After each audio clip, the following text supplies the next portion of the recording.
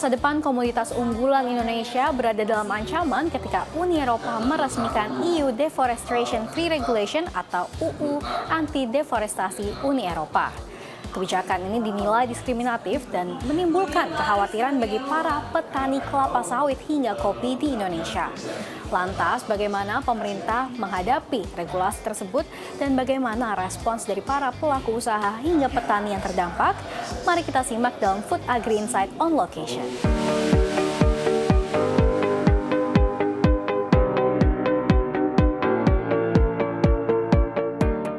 Food Agri Insight on Location merupakan acara yang diselenggarakan oleh Kementerian Perdagangan di Auditorium Kementerian Perdagangan.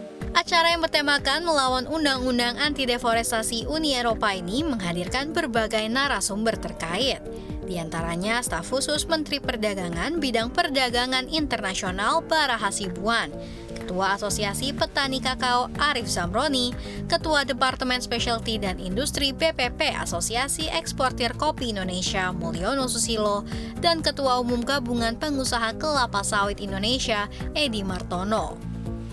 Acara dibuka dengan keynote speech dari Menteri Perdagangan Zulkifli Hasan yang menyatakan bahwa keputusan Uni Eropa memberlakukan Undang-Undang Anti-Deforestasi atau EUDR menghambat perdagangan Indonesia serta berpotensi mendiskriminasi komoditas asal Indonesia.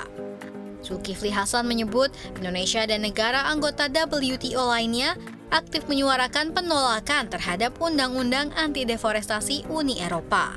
Pasalnya, kebijakan ini bisa merugikan ekspor Indonesia hingga 6,7 miliar dolar AS untuk komoditas kelapa sawit, kakao, hingga kopi.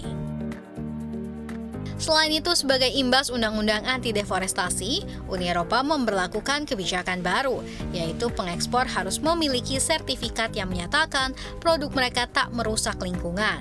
Hal ini membuat ekspor produk Indonesia ke Eropa menjadi sulit, khususnya produk-produk seperti kopi, coklat, karet, minyak sawit mentah, atau crude palm oil.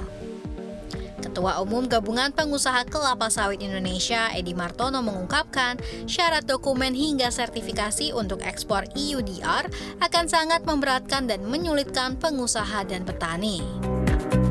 Ada petani karena contoh kalau yang kita lihat di sawit itu, dalam satu pabrik atau pabrik kelapa sawit itu tidak hanya dari perusahaan tersebut.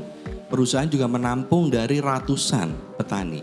Dalam satu pengapalan, satu vessel, misalnya 10.000 ton, itu terdiri dari beberapa pabrik kelapa sawit. Berapa ribu dokumen yang harus dilampirkan, itu menyulitkan. Tidak hanya itu, kebijakan ini juga dikeluhkan Ketua Asosiasi Eksportir Kopi Indonesia Mulyono Susilo karena pembuatan sertifikasi tidak murah.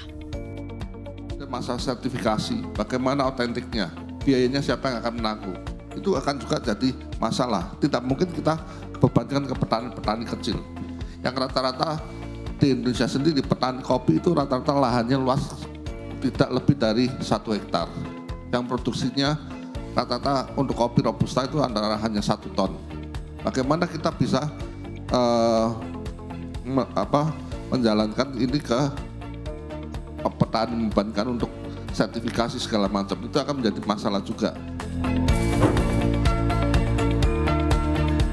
Sementara itu, Ketua Asosiasi Petani Kakao Indonesia Arif Zamroni menyebut kebijakan EUDR bersifat paradoks, mengingat beragam pabrik coklat dunia termasuk dari Eropa ada di Indonesia, sehingga sebenarnya berdampak pada perusahaan mereka sendiri.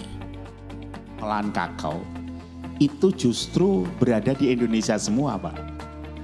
Multinasional company. Iya, pabrik coklat di dunia itu hampir semuanya yang besar-besar ada di Indonesia, Pak. Maksudnya dari Swiss? Iya, Pak. Kalau bicara deforestasi, sebenarnya deforestasi yang digaungkan Eropa dengan komoditas yang ada di kita itu nggak nyambung sebenarnya. Nggak nyambung, Pak. Kakao tidak pernah ditanam di hutan, Pak.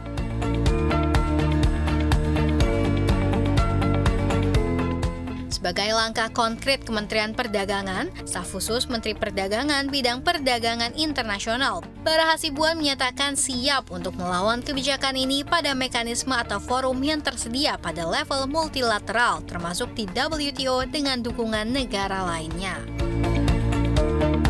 Semacam mencari dukungan ya dengan negara lainnya yang juga terkena impact dari kebijakan ini, dari regulasi ini, terutama dengan negara emerging economies, dengan negara di Asia, dengan negara di Amerika Latin ya.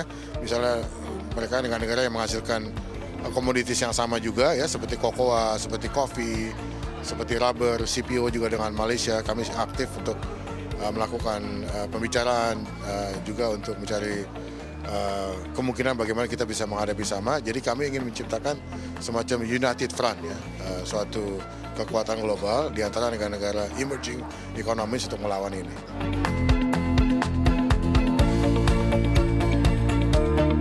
Pelaku usaha menilai undang-undang anti-deforestasi Uni Eropa harus dihadapi serta mendukung pemerintah untuk mengajukan keberatan terhadap undang-undang ini. Kita harapkan bahwa petani Indonesia semakin terlindungi hak dan kesejahteraannya, serta produk komoditas asal Indonesia tidak terdiskriminasi secara global. Demikian Food Agri Insight on Location, saya Shani Altas, juru kamera Angga Yosua, tim liputan CNBC Indonesia.